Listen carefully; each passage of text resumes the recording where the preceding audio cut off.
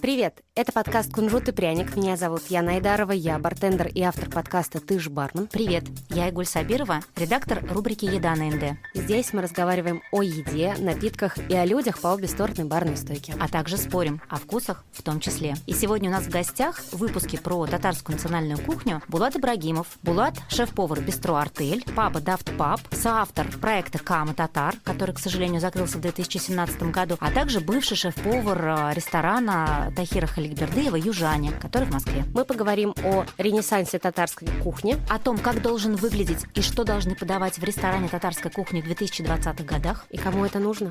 Булат, привет! Привет. Привет, Булат.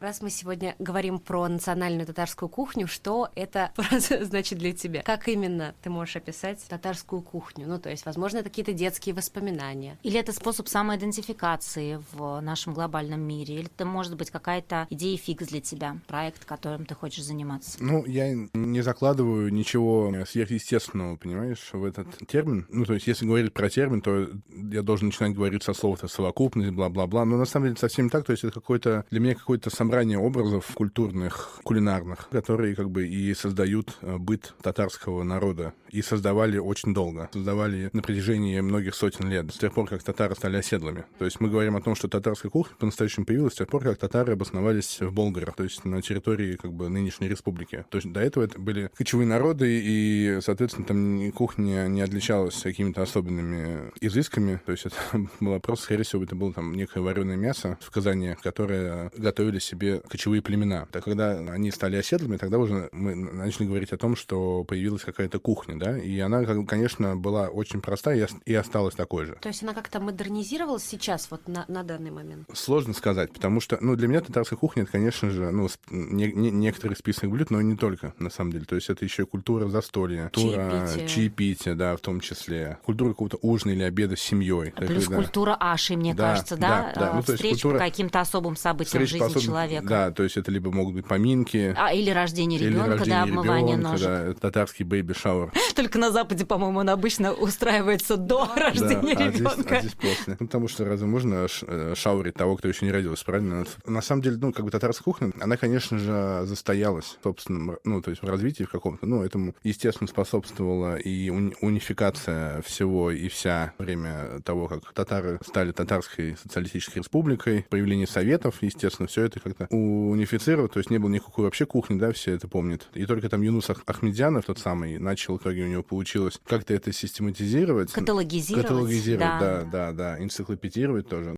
Юнус Ахмедянович Ахмедянов, известный кулинар, автор многочисленных книг по кулинарии, заслуженный работник торговли РСФСР. Работал в системе общественного питания с 1942 года. В первую очередь Юнус Ахмедянович известен тем, что изучал татарскую национальную кулинарию, собирал по татарским деревням рецепты давно забытых старинных блюд, был одним из создателей первой полной книги о татарской кухне, вышедшей в 1985 году. Многие годы работал в Доме татарской кулинарии на улице Баумана. На самом деле, с тех пор ничего не поменялось, к сожалению. То есть с тех пор вот эту огромную работу, которую он провел, никто ее не поддерживает, к сожалению, и никто ее не обновляет. Это, с одной стороны, так, с другой стороны, но она держится, да, на определенном уровне, эта кухня. Если говорить о том, на каком она сейчас уровне, ну, как бы на уровне такого некого аттракциона. То есть, к сожалению, да, то есть, к сожалению, татарская кухня — это некий аттракцион сейчас и для туристов тоже, и для даже жителей города. То есть, если мы, например, сравниваем какие-то другие большие этносы, или даже страны, там, Узбекистан, к примеру, да, Таджикистан, то есть восточные республики, то есть Татарстан тоже восток. Там эта культура еды, так как она, несмотря на то, что там тоже был как бы Советский Союз, все это было, там культура еды, она осталась такой же, то есть там ее все едят, понимаешь? Ну, то есть в Узбекистане узбекскую кухню едят все. И по праздникам, и не по праздникам они ходят в узбекский ресторан, там, естественно, конечно, Италия есть, и там и все вот эти модные места, но в основном огромный пласт народу и всегда как бы ест именно узбекскую кухню, она их любимая кухня. Огромное количество разных столовых, кафе, ресторанов, ну, то есть чайханы, не знаю, можно ли так склонять это слово, которые, ну, то есть разной степени размера среднего чека. А у нас в Татарстане такого нет. То есть для меня, для тебя сходить в дом татарской кулинарии — это, типа, прикольно, ну классно. Да, или в любой другой Мне ресторан. кажется, что это из-за того, что корни идут все-таки из деревни, Да. а в городе Не совсем некому так. поддерживать. Это не совсем так. Когда вот я перед тем, как открывать Каму, я, ну, читал, соответственно, в библиотеке Лобачевского записи того, как развивалась культура в конце 19-го, начале 20 века, когда была вот эта очень сильная сегрегация деревни и города, а еще в городе была очень сильная сегрегация светских татар и мусульман. То есть очень большая была. Соответственно, мусульмане — это вот те, которые прямо были супер преданы культурному коду, а светские татары, они хотели развиваться по европейскому сценарию. Но разделение культуры самой тогда не было. Она случилась потом, когда появился Советский Союз, и как бы вот эта вот разница между ними стала огромной. У меня дедушка, например, совсем не был, скажем так, татарином. Я называл его бабай, и он ходил в тюбетейки и все такое, но он был коммунистом в первую очередь, понимаешь? То есть он ездил... У меня дедушка был такой же. Да, он ездил на съезды. Партийным работником, вот это вот все. Он ездил на съезды в Кремль, в Москву. Он был как бы самым настоящим коммунистом. Но бабушка у меня готовила всегда татарскую еду, конечно. То есть это все было, но сейчас это совсем как бы уже, знаешь, сходит на нет. Я об этом начал задумываться совсем недавно, потому что после Камы я просто взял паузу и вообще ни об этом не думал. И Кама, конечно, был достаточно своеобразный подход к татарской кухне, как мне кажется. Как тебе кажется сейчас? Да, и как мне на самом деле казалось тогда, я тогда, не был, наверное, с собой совсем честен, хотя еда, пожалуй, в Каме была хорошая, но мы сейчас об этом поговорим. Да, мы к этому еще вернемся. Мне кажется, что вот сейчас настал момент, когда можно что-то сделать с татарской кухней. Преобразование какой-то национальной этнической кухни в современную. Все сразу думают о том, что это должна быть какая-то суперсовременная еда. Это должны быть... Либо фастфуд, либо бургер, что-то Нет, в таком не совсем духе? так. Нет, я к тому, что это,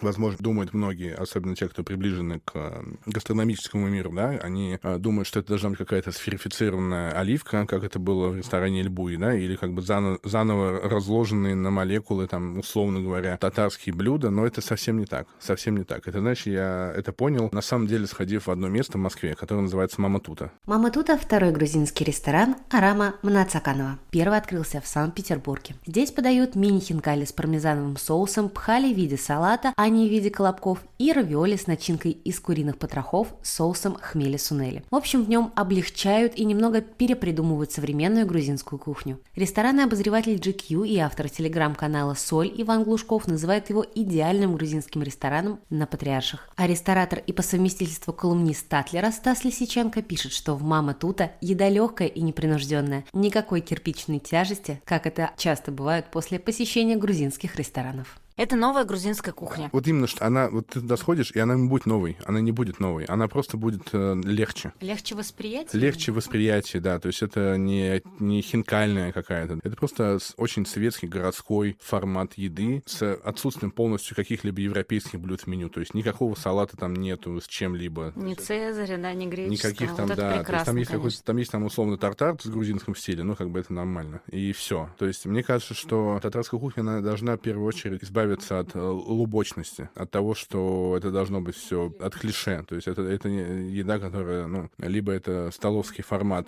дома чая, либо это раскатистые дома татарской кулинарии там, и жизнь с ними. Не к тому, что там это все не имеет смысла, это, конечно, имеет, и это опять-таки аттракцион все. И он есть, и он будет, останется актуальным и еще долгое время, и, наверное, вообще всегда. Но если мы хотим сделать татарскую кухню светской, чтобы на нее ходили просто так... Как к тебе ходят в Арте, условно например, говоря, то есть просто попить вино вечером, потому что понятно, что, уже сейчас мы не мусульманской республике, да, живем, и поэтому на Сабантуй все едят свиной шашлык и пьют водочку, так что...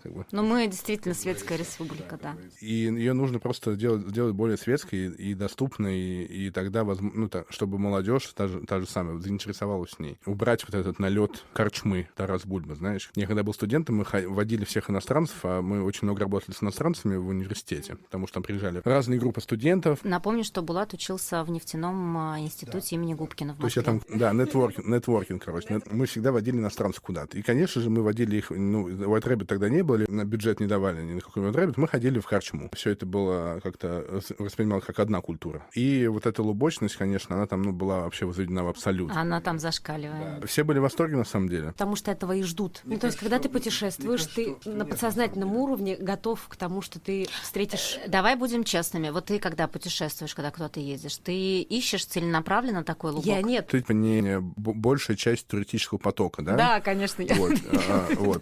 Мы хотим не быть похожими на остальных. Но на самом деле это не так. Мы все похожи. И если дать человеку выбор, альтернативу, понимаете, чем например, мне не очень нравится, с одной стороны, группы туристов, которые ходят по Марджани, потому что у них нет выбора никакого. У них нет альтернативы. У них есть один маршрут и определенный список мест. Вот этот туризм, мы вообще его не берем, окей? Потому что вот эта часть часть туризма, она всегда останется такой же. То есть и в Турции то же самое, когда ты приходишь в Стамбул, ты можешь просто условно взять там экскурсию, да, какую-то там, или почитать что-то в интернете, посмотреть, и просто наслаждаться атмосферой огромного Константинополя, да, то есть, условно говоря... Рассматриваем любознательных туристов. Да, любознательных, открытых к чему-то новому, а не тех, которые там приезжают в Париж, идут на Эйфелеву башню, потом идут в Мулен-Руж, не дай бог, потом Стамбул, это, естественно, там вот эта Айя-София и прочее, и двухэтажные автобусы, которые везде разъезжают. Я не думаю, что, например, условно говоря, в Казани двухэтажный автобус, правда, супер востребованная штука. Они забиваются сейчас. Я знаю, но пешие прогулки в Казани намного, мне кажется, круче. Вот. Учитывая, что Казань, в принципе, не очень большой городок. И какие-то частные экскурсии намного, мне кажется, лучше. И они, на самом деле, не очень дорогие, правда. Говоря о том, что ты хочешь, например, там путешествовать, условно приезжая в Прагу, ты хочешь попить пиво и там съесть какую-то там, типа, рульку, да, условно говоря, то почему бы это не сделать в каком-то классном месте? Почему бы эта рулька не обязательно должна быть в какой-то деревянной, огромной или там глиняной тарелке, подана с женщиной, которая одета с глубоким декольте. С глубоким декольте, либо одета так, как на самом деле в Чехии никто никогда не одевался, понимаете? Типа в национальный костюм. Да, вот так же, как вот Сабантуй, так татарские женщины едва ли одевались. Так одевались, наверное, только на праздники богатые. Это были обычно всегда простецкие платья, только фасон, возможно, был такой же. И мне кажется, что надо к этому вернуться. То есть надо вернуться к тому, как жили обычные люди. Вот, например, я читал про завтрак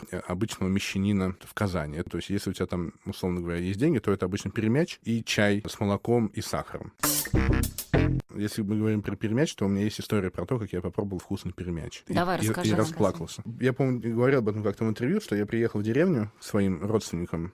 А что за деревня? Где она находится? Деревня Большие Салтыки в Камско-Устинском районе. То есть это маленькая деревушка, где все друг друга знают, и там несколько улиц буквально, какая-то маленькая речка. В общем, все очень татарское. Большой участок, на котором растет в основном только картошка и лук, потому что именно так татары и живут. Испокон веков татары не выращивали там послены, огурцы, помидоры, кабачки, вот, ничего да, этого вот нету. это. Они выращивают только лук и картошку, больше ничего. Ну, слушай, а морковь? Когда моркови меньше, конечно, в татарской картошка кухне, появилась, чем естественно, тоже после Петра Первого, а до этого это были зерно, мясо и очень много молока, молочный продукт. Мы возьмем две деревни, то есть раньше же они были отдельные, татарские с русскими. Ну и сейчас, в принципе, да, в глубинках так и осталось. И в русской деревне, это как, знаешь, вот, условно говоря, взять два кавказских народа разных, сравнить их, там, условно говоря, взять, например, чеченскую кухню и грузинскую кухню. По сути своей, это как бы, территориально очень близкие друг к другу два населения. Условно говоря, там и климат тоже похожий. Но если мы берем чеченскую кухню, это в основном тоже, как ты понимаешь, тесто, какое-то не очень большое количество зелени и очень много мяса, а грузинская кухня, соответственно, обрати внимание, насколько она разнообразнее, чем эта кухня. И это не говорит ни о том, что одна лучше другой, а совсем нет. Это только говорит о том, что так и развивалось общество. И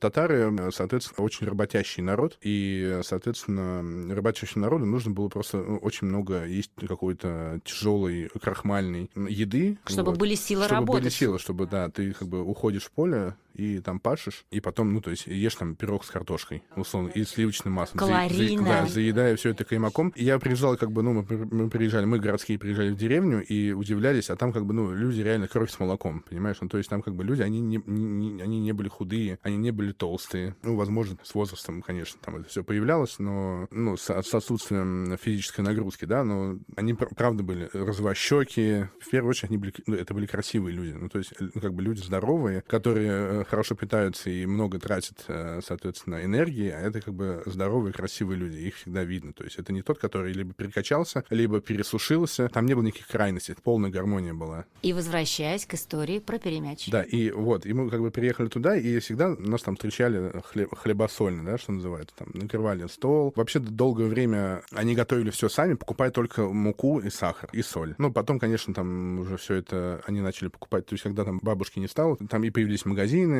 уже и так далее, там уже все начало покупаться. А до этого не было ничего. Естественно, там мука распределялась, да, в колхозе между домами. И все пекли хлеб сами, понимаешь, да? Каймак делали сами курт. Где-то покупался изюм, естественно, там, потому что это тоже постоянный продукт. И сухофрукты тоже на татарском столе. И, соответственно, перемяч, который сделан там с мясом теленка, которого там условно забили не так давно, на какой-то праздник, условный Курбан-Байрам. И сметанник из каймака, То есть это не из сметаны, а именно из каймака. То есть там где-то процентная жирность где-то 50 или 55. Ну, то есть очень жирно. И яйца, от которых сметанник желтый, это ярко-ярко желтый, вот, потому что курицы на свободном выпуске просто... Они на комбикорме. Да, они на комбикорме. И, соответственно, просто на обычном зерне каком-то, да, то есть на очень натуральном продукте. Сейчас, конечно, здесь Германа Стерлигова не хватает, да? Пообщаться про натуральный продукт и как сейчас город испортился. И все в деревню. Да, и что бабу надо в деревню увезти, пусть работает. Короче, ладно, шучу. В общем, и этот пермяч, ты знаешь, он уже был, это просто рубленое мясо, именно рубленое с луком, и больше ничего. И как бы тесто жареное. Это не беляш, это именно пермяч. У пермяча есть дырка. А у пермяча, у которого не дырка, это не пермяч, это беляш на вокзале. То есть ты сначала его жаришь дыркой вниз, он схватывается, тесто, потом переворачиваешь, и пока он доготавливается, сок весь скапливается внутри. Да. Вот, и ты кусаешь его, никуда. и ты как бы после дороги, и, ну, у тебя, видимо, какое-то все-таки эмоциональное состояние тоже соответствует мое тогда. Но вот попробовав этот пермяч, потом просто отломив кусок сметанника, я как бы, ну, правда, у меня наворачивают слезы на глазах, потому что настолько как бы сильные эти эмоции вызывает еда, ну, правда. То есть я как раз недавно вернулся из Парижа, и там ходил по всем этим классным местам, ел макарон с фуагра, ел в модном Септиме, вот это такое бистро, очень модное тогда было, ну, и оно и сейчас достаточно модное, классное в Париже, то есть вся вот это была крутая еда, хорошее вино, но попробовав вот этот сметанник, то есть он как бы просто меня размазал, понимаешь, ну, то есть он, вот эта, ну, нежность вкуса, понимаешь, и жирность, и там же кроме сахара ничего нет, там даже ванилина нет, там просто сахар, и... Тогда вопрос. Да. Как тогда в городской среде, не имея возможности брать именно натуральные продукты, которые вот растут фактически под ногами, да. На самом деле они есть же, эти продукты есть. И, например, каймак жирный можно делать самим. Это все на самом деле доступно, потому что называется, it's not a rocket science. То есть это не реально, не надо ракету придумывать. То есть это все люди, которые не могли 2 + 2 сложить, условно говоря. Все это делали уже раньше. Нет, я имею в виду, что качество продуктов оно тоже может... влияет на вкус. Оно влияет на вкус, и оно, ну, как бы они есть качественные продукты, они же есть. Иди на рынок и покупай качественные продукты. Это просто твой выбор. Выбираешь ли ты покупать кормовую морковь на оптовом рынке подешевле, либо ты покупаешь хорошую морковь на рынке отборную, которую ты отбираешь, пробуешь. Ну и точно такой же выбор не только у физических лиц, скажем так, у нас я с тобой. Я как раз-таки про юридические говорю сейчас. Да, я к тому, что да, это просто твой выбор, насколько ты готов быть честным самим собой и со своим гостем. Ну и вообще, какая у тебя задача стоит, как у шефа, и какую задачу перед тобой ставит ресторатор? Да, с одной стороны. С другой стороны, как бы сделать что-то хорошо и по-настоящему хорошо, и деньги, они придут. Приходят? Скажи, пожалуйста. Деньги приходят, да. Это очень хорошо. Это очень хорошо. Говорить о том, что конкретно мы что-то сейчас делаем еще совсем хорошо, это как бы критерий еще не достигнут даже 10%. По моему личному мнению. То есть очень много точек роста. Я думаю, что многие со мной согласятся. А давай вернемся. Тогда, да, что случилось с Камой? Да. Расскажи вообще, да, в какой момент ты решил посмотреть, в сторону татарской кухни? После квартиры 63 мы чуть ли не открыли с одной женщиной, инвестором, ресторан, который должен был называться «Муса», на месте квартиры Мусы Джалиля на Горького. И где сейчас его музей-квартира, я правильно понимаю? Да, ну то есть нет, в этом же доме. То есть там не в самом музее, а там была рядом квартира, в которой жил кто-то его близкий. Он должен был называться «Муса», мы там почитали все на бумаге. Слава богу, мы его не открыли, потому что он должен был быть очень дорогой и, ну, там, файн-дайнинг ресторан. Типа вот. шеф-стейбл, не был тогда к нему готов. Ни морально, никак, ни по опыту совсем. Ну, то есть все произошло к лучшему. И, ну, после того, как, значит, мы решили, что никакого ресторана не будет, я, ну, как бы остался совсем без всего. Без всего. Ни с чем, ну да, ни с чем. Не у разбитого корыта, конечно, просто стал свободным агентом, что называется. Мне тогда написала Юля с Русланом из бара 13, что давай что-то делать. Хочешь, что-нибудь вместе сделаем. И тогда, как бы совершенно случайно, в один день появилась идея Камы. Конечно, мы сделали все, как говорится, от сердца, но через задницу. Мы хотели, и мы сделали, правда, некий твист на татарскую кухню, он был, но обложка не соответствовала содержанию. Не было приятно находиться в Каме для многих людей. Понятно, что были гики, которым нравилось, ну, гурманы, да, которые ходили в Каму, так или иначе. Ну да, и которые обращали мало внимания на детали. На отсутствие света нормального, на отсутствие вообще много чего, на синий цвет столов. Короче, да. Ну, как бы, да, это был прям настоящий панк. Если бы, конечно, случилось где-нибудь в каком-нибудь там Стокгольме или Осло, возможно, мы бы там, конечно, выстрелили. Но это случилось в Казани, да, и немножко не в свое время, достаточно, видимо. Не то, что не в свое время, просто в рафинированной казанской гастрономической сфере, которая такой, на самом деле, до сих пор и примерно остается. Условно, через 5 лет, если открывать Каму 2.0, это не зайдет. Нет, я имею именно такую же Каму. В полуподвальном помещении с запахом. Нет, а если говорить про содержание, про кухню? Если говорить про содержание, про кухню, то, ты знаешь, я уже не помню. Я, правда, очень много из памяти удалял удалил очень много от камы. Слушай, ну 4 года уже прошло. Не в этом дело, просто специально это было сделано. Но то, что там было хорошо, это на самом деле можно тиражировать. Те именно конкретно татарские блюда, которые были, они как бы людей, которые приезжали, они поражали их. И это была светская еда совсем. И эту еду можно пэрить с вином, с коктейлями, с крепким алкоголем спокойно. Просто нужна обложка. А обложка как бы это все. И самое главное, что еще я понял, что татарская кухня, она не может существовать без печи. Поэтому нужно делать все-таки печь, строить ее, да? Да, настоящую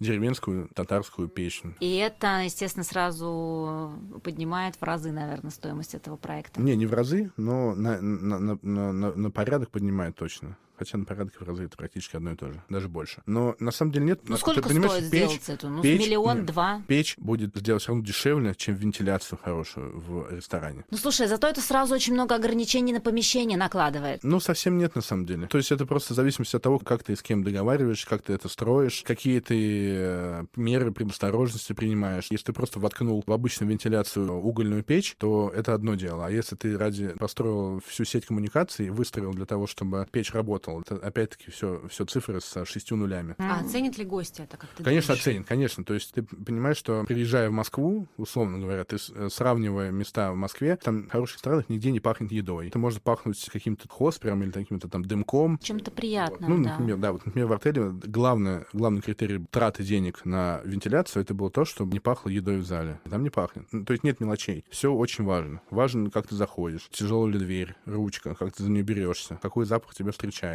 как тебя встречают, поверхности, их фактура, их структура. Вес посуды, цвет ее. Да, есть же визуалы, сенсорики, и всем надо угодить. То есть и тем, кто на самом деле на слух все воспринимает, то есть должна быть какая-то хорошая музыка. Ну да, чтобы, например, звуки из кухни не были слышны, или наоборот, это жизнь. Все это стоит денег, и на самом деле Кама 2.0 она будет, и она будет не в неближайшее будущее. Она, возможно, будет спустя какой-то не очень длительный срок. И, конечно, это будет магнум опус пропаганды вкуса пока что. То есть это будет флагманский, наверное, проект. Бриллиант вашей коллекции. Не бриллиант, наверное, скорее алмаз, который еще предстоит огранить. Но уже мысли на этот счет есть, и на самом деле концепция и уже полностью ресторан, у меня в голове уже готов. Осталось только найти силы и средства для того, чтобы это все реализовать. Скрестили пальчики, держим кулачки. На самом деле к этому уже готово общество и большой поток туристов. Татарскую кухню уже надо сделать просто по-настоящему хорошей светской едой. И поход в татарский ресторан, там, в условную Кама 2.0, это должно стать повседневностью. И никакого там лубка, конечно, не будет. Все только маленькие, милые, изящные отсылки на татарскую культуру и татарский народ. Экспериментальная рубрика «Шустрый блиц». Топ-3 продукта или блюда, которые должны остаться точно в татарской кухне, и топ-3 точно нет, которые можно это не делать больше, не готовить. Не готовить, надо перестать... Или продукты, которые бургер, я думаю. Или использовать. Надо перестать делать татарскую кухню фастфудом, потому что это не фастфуд, и никогда не был фастфудом. Но это не получается блиц, извините, я развернуто отвечаю. Если мы возьмем, например, Ливан, да, нам всем очень жаль, что там происходит, но я к тому, что вот в Ливане, например, Макдональдс не смог остаться. Эта история известна, потому что в Ливане очень развита местная кухня. Но это не фастфуд, то есть никто ее фастфуд не называет. То есть там шаурму едят везде. Условно, тут шаварму ливанскую. С этим белым соусом, наверное, да? Да, с чесночным. С чесночным, да. Мне это ничего личного, но, например, история с костобургером, мне кажется, достаточно странная, и для меня она очень обидная. Это как, знаешь, это как пицца с ММДМСом. Вот такие вещи. Пицца это называется извращение. Да, пицца и костыбы, условно, если мы берем пиццу и сравниваем ее с костыбы, то это еда бедняков, еда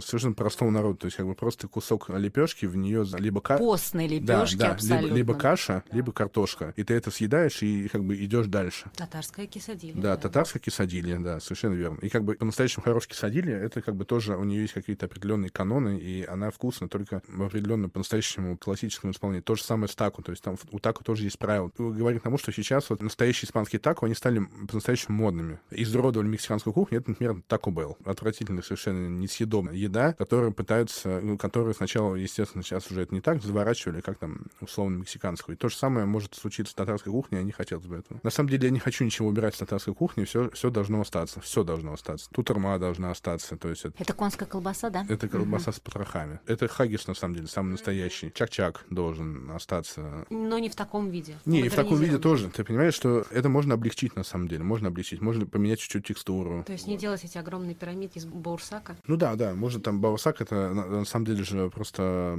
то же самое тесто, очень похоже на заварное тесто, которое взрывается во фритюре. И из него можно какой-то более легкий десерт сделать, но на вкус это будет тот же самый баурсак. То есть на молекулу не надо ничего разделять. Просто облегчить, потому что нам не нужно сейчас столько калорий получать в день, мы не тратим столько калорий. Да, и, конечно, это очень важно, татарская кухня, это, конечно же, продукты. Но, опять-таки, в какой-то там современной интерпретации татарской кухни, конечно же, будут и продукты современные. Это будут какие-то сыры, естественно. Потому что татарская кухня — это кухня, которая делается в Татарстане. В Татарстане сейчас очень много и хорошо варят сыры. Летом выращиваются много овощей. Классно. Соответственно, в сезоны есть нектарины, персики. То есть татарская кухня еще никогда не была чужда иностранщине. То есть если почитаешь там 1910 года, например, «Вестник казанской домохозяйки» или что-то подобное, какой-то журнал был, там, естественно, писалось и про, айву, там писались и про... Про то, что продавалось на рынке, собственно, и привозилось, потому что Казань стояла и стоит на огромном ответвлении от большого шелкового пути. То есть сейчас уже это не так, конечно. Раньше стояло, соответственно, все это было. Все и специи все были. И так или иначе, именно в городе татарская кухня отличалась немного от деревенской. Деревенская она была совсем простая. И, соответственно, это должен быть некий симбиоз, но без ухода в какую-то европейскую историю. Это должна быть очень своя история. Она должна быть какая-то очень близкая любому человеку, который живет в Татарстане. Самый лучший комплимент, который я получал в артеле, это когда говорили, что про хлеб с каймаком, как будто к бабушке в деревню вернулся. То есть для меня это большой показатель того, что мы движемся потихонечку в правильном направлении. Это ни в коем случае не должна быть какая-то вычурная еда. Нет. Это не должна быть какая-то там супер подача, там невероятная, то есть как в файн-дайнинге. Она там не нужна совсем. Это должна быть более простая, понятная, но в то же время уходящая глубоко в корни и имеющая под собой огромный фундамент еда. Фундамент именно культурный. Кстати, например, ресторан «Черем» очень хорошо сейчас именно эту функцию исполняет. Они молодцы. Да, согласна. У них есть, на самом деле, самый настоящий баланс. Да. Гармония какая-то. И там просто приятно находиться, там классно. Что попробовать и где, возможно, попробовать татарскую кухню сейчас? Потому что внутренний туризм развивается, полные красные автобусы двухэтажные. Полная баума туристов. Да. Куда бы ты посоветовал сходить? И что попробовать? Мое мнение, оно априори будет считаться необъективным. Хотя это совсем не так. Я никогда не формирую свою точку зрения с точки зрения зависти или какой-то конкурентности. Для меня это вообще не имеет значения никакого. То есть для меня это все коллеги. Они соперники, да? Да, они, может быть, в самую последнюю очередь и какое-то соперничество и присутствует, но я этим никогда не руководствуюсь совсем. Я бы на самом деле, если мы отметаем какие-то модные места, да, то есть мы не говорим про то, что там надо обязательно посетить, сходить там в сетку, сходить в артель, еще. Именно, что попробовать Татарстан на вкус. И там можно попробовать Татарстан на вкус. Вспомни персики с каймаком, который ты мне посоветовал. А тартар? В сетке Денис очень классно сочетает татарские продукты с современной кухней. Наверное, надо обязательно сходить в Дом чая, конечно же, просто почувствовать этот колорит. Там, вот этот вайб с салатовыми стенами пластиковыми. С чеком, с причеком, выписанным рукой. Да, ты там на кассе вообще была? Там на кассе, там очень прикольно на кассе находиться. Там стоит кассирша реально, которая во всех смыслах рассчитывает, наслюнявливая пальчик свой, подсчитывая денежку. Дом чая. Можно сходить, съесть треугольники в пир и пар, потому что они там вкусные. Это татарская усадьба. В татарскую усадьбу, да, это которая на набережной Марджани. Усадьбу можно сходить. И Черем, и больше, наверное, ничего, если честно. Вот самое ужасное — это то, что по-настоящему татарскую кухню можно попробовать только дома. В гостях. В гостях. Если бы мы привозили сюда покойного Энтони Бурдена, то, конечно, он бы никогда в ресторан ни в один бы не попал. Он бы только ходил бы по гостям, на самом деле. Знакомым, да. По знакомым. Энтони Майкл Бурден. Американский шеф-повар, писатель, путешественник, документалист и телеведущий. Известен по программам, исследовавшим международную культуру и кухню. Бурден считался одним из наиболее влиятельных шеф-поваров современности. Первоначальную известность ему принесла книга о еде строго конфиденциально, в котором он рассказал о ресторанном закулисье и в том числе о своей наркотической зависимости. С начала 2000-х и до своей смерти он работал на телешоу «Турповара», «Энтони Бурден без предварительных заказов», «Пересадка» и «Энтони Бурден. Неизвестные части». Булат, давай, когда ты реализуешь проект с татарской кухней, через некоторое время мы с тобой сделаем проект, как сделал Глен Балес в Переделкино. За городом, в татарской деревне. Это прям будет бомба, я То есть считаю. это не то, что какой-то там... То есть новая Кама, это не будет там удовлетворением эго какого-то. Я как татарин совсем не татарин, понимаешь? То есть во мне культуры татарской очень мало, если быть честным. То есть я очень плохо говорю по-татарски, хотя я все понимаю как собака. Ну да, чего ты сказать вряд не ли могу. читаешь татарских Нет, татарские писатели я Ты читаю, читаешь, но да? только в русском переводе. Очень красиво пишут, и там стихи тоже. Ну и татарские стихи, они не очень сложные, и они очень красивые. И это я читаю тоже. То есть это есть. И татарская музыка, на самом деле, невероятно, может быть, красивая, мелодичная. Это не обязательно должна быть какая-то раскатистая гармонь. Это могут быть какие-то переливы красивые, симфонические. И, кстати, между прочим, еще я забыл сказать про ресторан «Милли», который есть. В отеле «Мираж», да. Я там ничего не ел, но я там был внутри, и что я там очень запомнил, так это музыку. Я знаю человека, который ее подбирал, именно татарскую музыку, и она там невероятная. И я понял, что татарская музыка, она действительно может быть очень красивой. Ну и даже сходить на Таткультфест можно, и там, правда, там, помимо хип-хопа... Там много всего хорошего. Да, там очень много хорошей, современной, альтернативной, красивой музыки, которую, на самом деле, надо по-хорошему тиражировать. Опять-таки, культурный код, он должен стать светским, и он не должен быть в каких-то камерных залах татарской эстрады. Чем-то таким элитарным, как будто бы. Не элитарным, а просто другим чем-то. Это не должно восприниматься... Чужим, да, как да, чужое да, что-то. как что-то чужое, Навязанное. понимаешь? Да, как что-то чужое. Это должно быть... Идти от сердца. И правда, я правда слушаю какую-то красивую татарскую музыку, я скидываю своим друзьям, знакомым в Москве, и им нравится очень классная музыка, и кто-то себе что-то сохраняет. То есть это говорит о том, что очень много потенциала, просто очень мало времени, на самом деле, прошло. Просто должно пройти время. И его должно пройти много еще. И, возможно, даже не в наше поколение все это произойдет как И бы... больше единомышленников. Да, больше единомышленников. И, возможно, даже не в наше поколение произойдет как бы ренессанс, расцвет самой настоящей татарской культуры в том виде, в котором она должна быть. То есть перерождение татарской культуры из культуры, которая образовывалась до конца 19-го, начала 20 века, и она должна перерасти в нечто современное. Если это произойдет, и мы не потеряем свой язык, то это будет на самом деле здорово. То есть если мы свою этничность, свою уникальность сохраним, но будем полностью совпадать по духу с современным миром, европейским, западным, то на самом деле это будет очень круто, очень классно. То есть мы не будем каким-то там третьим миром, третьей республикой, а наоборот. Мне кажется, причем у Татарстана есть все задатки для Все этого. задатки есть, совершенно верно, да. И как бы очень много, на самом деле, для этого делается, и поэтому, грех, на самом деле, жаловаться на то, как развивается сейчас республика, несмотря там на все прочие толкования и слухи, разговоры.